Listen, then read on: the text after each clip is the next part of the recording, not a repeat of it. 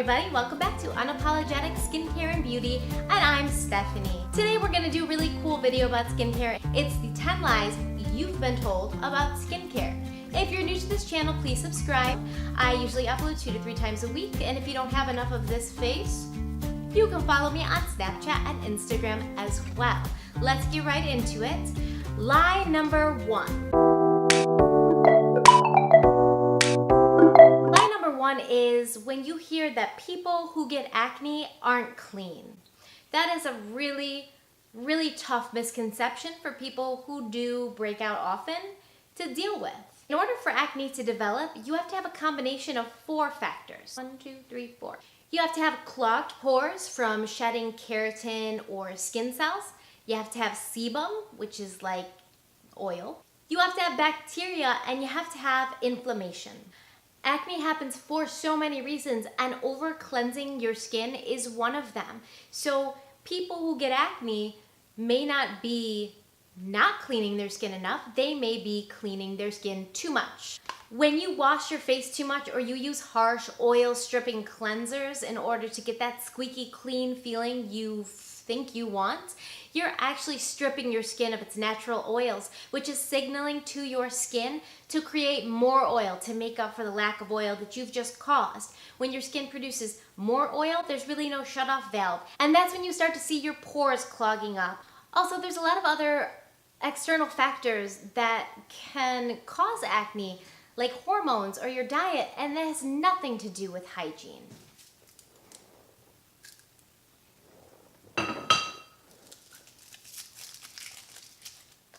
Oh, hold on. I haven't think this through. It's worth it. Lie number 2. People who wear makeup age faster. Full coverage fans, relax. This is a myth. In fact, people who wear makeup more regularly are giving their skin protection from a lot of other stuff, because a lot of makeups now, they include things that are good for your skin and nourish your skin, and some have SPF in them. So you might actually be protecting your skin more than somebody who leaves the house barefaced more often than not. Lie number 3. The more or harder you exfoliate, the better. No. You want to be as gentle as possible with the skin on your face, because the skin on your face is thin and sensitive. In fact, I've moved away completely from physical exfoliators and use only chemical exfoliators now. Chemical exfoliators actually do the same thing that physical exfoliators do by removing the dead skin cells that are on your face that could be clogging your pores without the potential damage that an exfoliator that's physical can do to your face. If you scrub too hard with a physical exfoliator, you can cause microabrasions in your skin that you don't even see, and that can lead to infection and inflammation and actually more acne. So no. Additionally, over-exfoliating can clear out those healthy, good skin cells that are there to protect and build your skin's barrier. And when your skin's barrier is compromised, you're going to see signs of that with irritation, redness, hyperpigmentation, just weird things that happen in your skin. So just chill out on the exfoliation, okay? Lie number 4. Using hot water when you wash your face will give you a better clean. No, this is such a lie. Why have we been told these many lies? This is a lie because hot water is actually not really that good for your skin. Hot water makes your skin dry out. You really want to avoid using it on your face and even in the shower if possible. I know it's hard because I used to be a person that would take such hot showers my skin was red when I came out of it because it just felt like I was cleaner. And dry skin leads to things like acne and premature aging and wrinkles and things like that. Always use lukewarm water when you're washing your face and pat your face dry with a towel instead of rubbing it with a towel. I even go as far as to have a separate towel just for my face, and I switch that out every 2 days so that nobody else is using my towel for anything else that they would be using it for. If you want to open up your pores, because I know that a lot of people think splashing hot water on your face opens up your pores, and I suppose it does, but if you want to open up your pores safely, just try, after you're finished with your shower, step out of the water, blast the water to hot, and let the steam open up your pores in a safe way. Also, you can always take like a warm washcloth and place it on your face, or take a bowl of steaming hot water, put your face over it, and then put a towel over your head to trap the steam in so that it's hitting your face. And those are ways that you can kind of get your pores opened up if you wanted more, of a clean out of your pores in a safe way where you're not going to be drying your skin out. Lie number 5. You don't have to moisturize if you have oily skin. Oh, everybody has to moisturize. There's a difference between oil and moisture. Oil's bad, moisture good. Well moistured skin, it just behaves better. It signals to your oil cells that they need to stop producing oil. And I think that having oily skin is typically a sign that your skin is dehydrated, not overhydrated. Lie number 6. The higher the SPF, the more protection you have from the sun. There's 3 types of UV rays. There's UVA, there's UVB, and there's UVC. UVA rays are the rays responsible for giving you a tan since they penetrate the skin so deeply. UVB rays are the rays that make you burn, give you a sunburn instead of a tan. They are also the rays that damage your skin's DNA, which causes carcinomas and hyperpigmentation and just a lot of nonsense that we don't want to have anything to do with. UVC rays are absorbed by the atmosphere and never make it to the ground.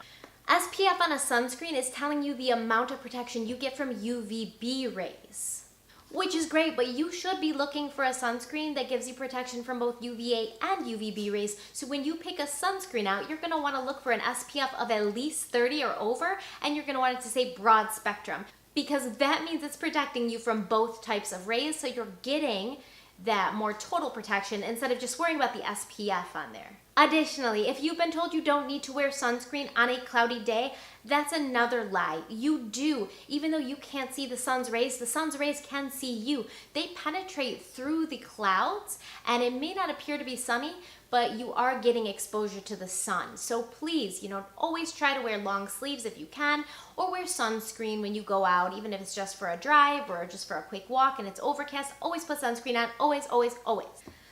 Lie number 7. Popping pimples is good because it gets the pus out of it and it heals faster. Oh, no. I know, Rosie, I agree. Big time lie. While popping a pimple does extract some of the pus, the pressure you're putting on your pimple is also pushing the majority of that gunk back down into your pore and causing it to become more compacted and more agitated. And that is not good. When you push all that oil and dirt and stuff deeper into your pore, that's when you're going to see inflammation and infection. You're gonna see scarring. It's not good. That is why people that pop and pick at their pimples always have scars, because you're causing more damage than you're doing good for the pimple. So stop. The only time you should ever be touching your face is when you wash it and put your skincare on, and you should be washing your hands before you even go in to do that.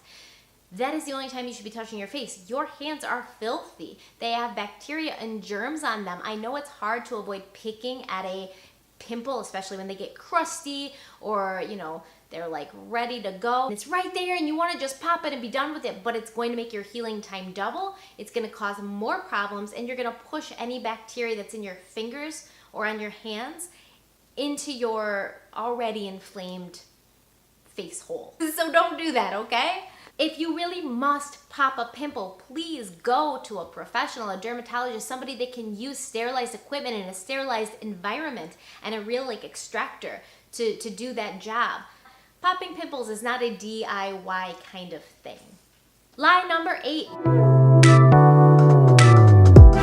You get what you pay for. The price of skincare is not an indicator of how good the skincare is or how well it will work. If you compare active ingredients in a lot of drugstore brands to more high-end brands, you will find that a lot of them are identical. What you're paying for in a very, very expensive skincare product is typically packaging and marketing. It's gonna look prettier on your nightstand, it's gonna have a lot of hype behind it, and you're going to pay extra for that. some really great drugstore skincare is Burt's Bees, Shea Moisture, Olay does a great job.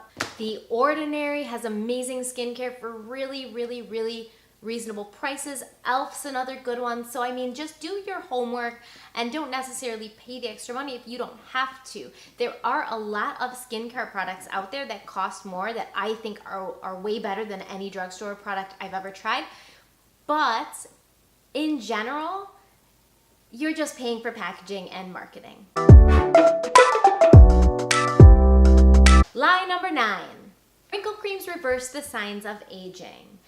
Wouldn't that be great? Actually, what wrinkle creams typically do is they plump up and hydrate your skin, which makes fine lines look less visible, which is great, but they're not making them go away. The only product that's been proven to reverse the signs of aging and to correct fine lines are retinoids. And if you want to go with something like that, then obviously you should, but don't buy, your run-of-the-mill wrinkle cream that doesn't have a retinoid in it and expect for it to turn you from 50 to 40, because that won't happen. You'll be disappointed. Retinoids are also very harsh on the skin and need to be used carefully, and you should consult a dermatologist before you put a retinoid into your skincare regimen.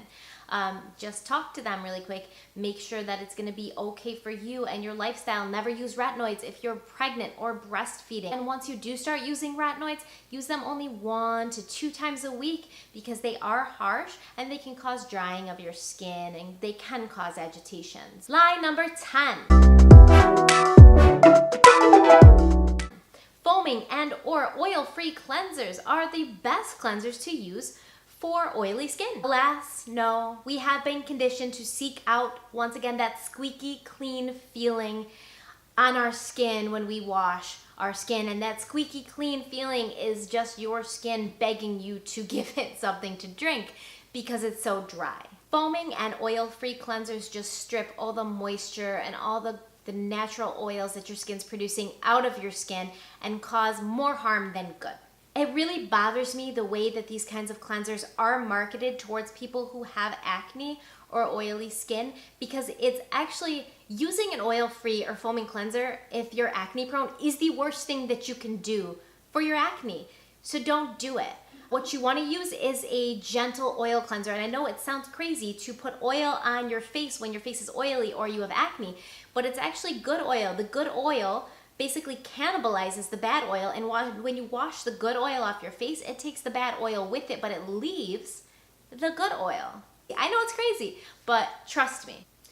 Any gentle cleansers, anything that's not foaming, anything that doesn't say oil-free is going to be a better option than your oil-free and foaming cleansers. Some good options are the Ren Cleansing Milk. The Tatcha One Step Pure Camellia Cleansing Oil is another great option. That is the one that I personally use and I love it. So you can start with either of those, or you can do some research on your own to see what kind of cleansers out there will work better for you. But please stop using anything that foams or says oil-free on it because it will destroy your skin. It's terrible for it. Stop. Anyways, that's it. The 10 biggest skin lies that you have been told. And now you have the truth. Subscribe, like, and comment. Tell me some things that you've been told about skincare that haven't been true. Things that you figured out, years after you've been doing these terrible things to your face. If you didn't get enough of me, please follow me on Instagram and Snapchat. And I try to post at least 2 to 3 times a week. Oh my God, it's like so humid. I can't take it. Where's my hair tie? Okay, so hopefully you enjoyed this. Hopefully you'll come back for more. Hopefully I didn't chase you away with all the scary talk about pimples and pus and sebum. Ugh, I know, the words just make me cringe. But anyways, it was so much fun to talk to you guys today. And I will see you next time. Stay beautiful and stay kind. Mwah! Bye! Somebody wants to say hi really quick. Come right over here. Bye-bye.